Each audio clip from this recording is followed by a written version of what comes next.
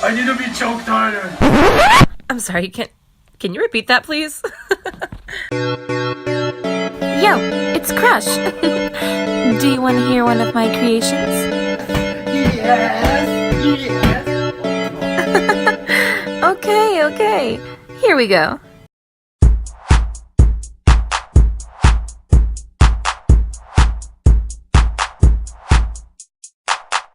This beautiful specimen is known as V-Dragon, or as he calls himself, God's gift to the world. So this story is going to be all about my first convention with him. So I had taken a bus all the way to Chicago, Illinois. This was for Anime Midwest 2014. Lord have mercy, I have known this kid for over 5 years. Anyway, so after I got to the hotel, he kind of introduced me to his friends, and, I just kind of went off and did my own thing, because that's what I do at anime conventions. And when I was there, I met a girl named Crystal, and we became almost immediate friends. And so later on that night, there was going to be a rave. So I told her, I'm like, hey, come back to my room, and we can get ready for the rave together. We'll have a great time, all this stuff. So we get in the elevator, we go up to my floor, and as soon as we get out of the elevator, we can hear faint dubstep playing, like in the distance. I didn't find that too weird because I thought, oh, well, the rave is starting in an hour. They're probably just sound testing or whatever. So Crystal and I make our way to my hotel room.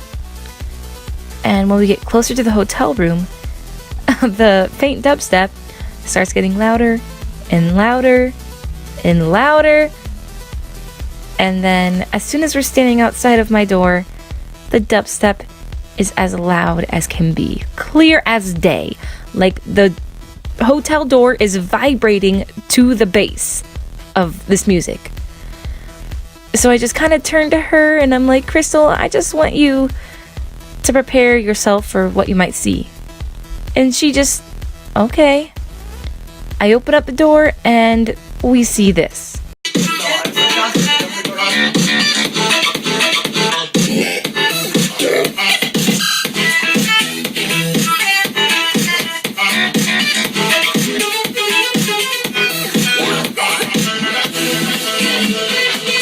Okay, so maybe not exactly that, but what we saw when we did open the door was V-Dragon and his best friend Dane, shirtless, with glow sticks, and a strobe light. I don't know where they got the strobe light, dancing, pouring drinks with this loud-ass dubstep music playing in the background. And keep in mind, these guys they are really well built. They are ripped. So Crystal, just her mouth wide freaking open, turns to me and she goes, "You're rooming with two hot shirtless guys?" And me, of course, not really. I mean, I just saw them as friends.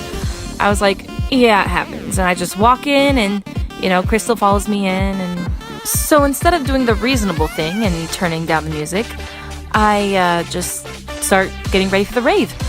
I do Crystal's hair, Dane is pouring V-Dragon drink after drink after drink after drink.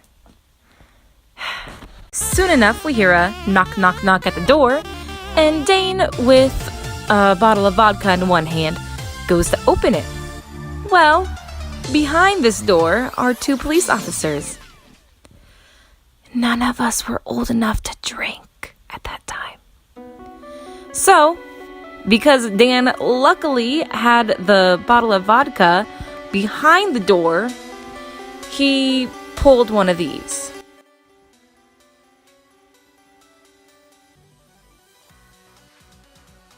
Sup, officers? What can I help you with? Please don't notice the alcohol we have. Luckily, the cops didn't really notice the vodka behind the door because they couldn't see behind there. But they just basically stated to us that we needed to keep it down. We were getting some noise complaints because, as well as the anime convention, there was also an Indian wedding taking place in the same hotel. You would think that the front desk would kind of organize it so that the people from the wedding and the people from the con were not in the same area of the hotel. But they were like, whatever. We'll just make one group be miserable. And, that's just kind of the way it played out. But anyway, so, he apologized to the officers. We promised to keep it down. And the officers went on their way. So from then on, we kept the radio at a very decent, level. But V-Dragon was already wasted. And with wastedness comes profanities being screamed at the top of your lungs. So even though our music was turned all the way down, V-Dragon was rolling around on the floor, kicking walls and the floor, screaming obscenities. This resulted in Dane punching V-Dragon in the face, and me screaming, "Don't punch him, you'll hurt him!" And Dane screaming, "He deserves it, he's being a dick." So all of us were at that point screaming.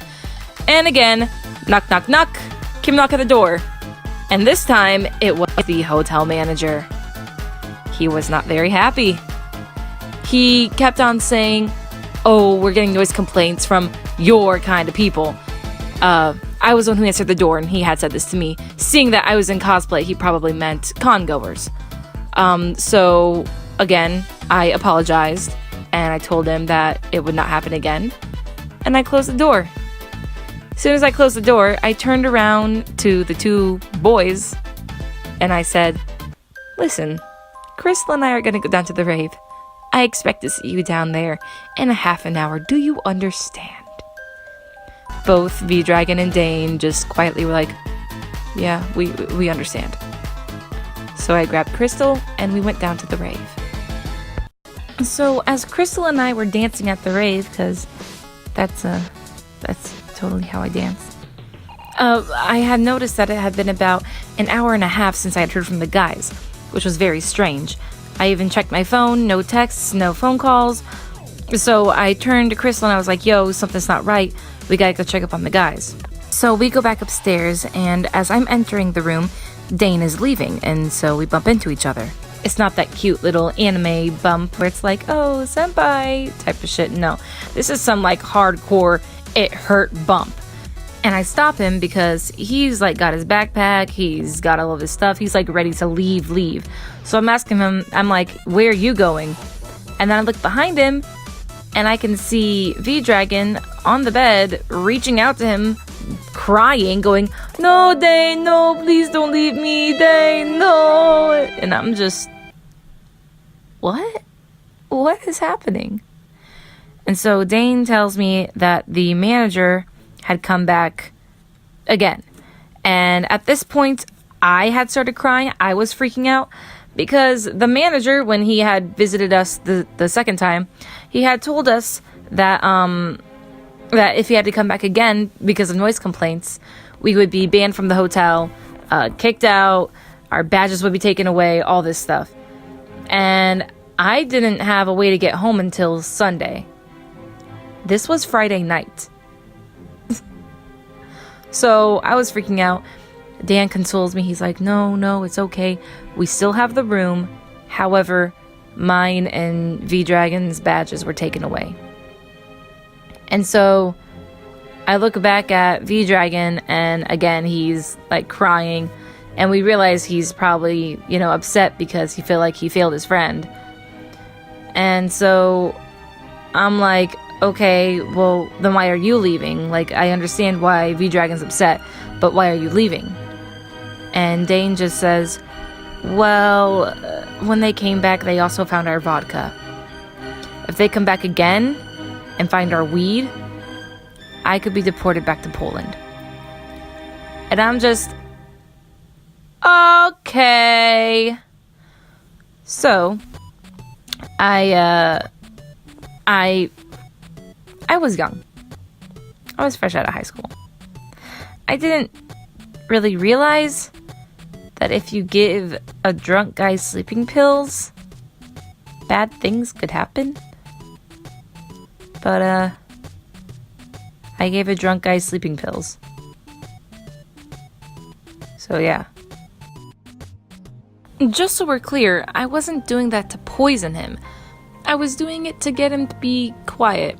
Which, I mean, poisoning him would have had the same effect, but anyway, I gave him sleeping pills because he was crying and being loud, and Dane was about to leave, and so, I just thought if we could get him to go to sleep, he'd be quieter. So I took the sleeping pills, and within the next half hour, he was asleep. And so, Dane, Crystal, and I, we all just kind of hung out on the bed. We were by V-Dragon's side. We just kind of talked, had a grand old time. And then, I kid you not, maybe around like 2 o'clock in the morning, V-Dragon bolts upright like fucking Frankenstein.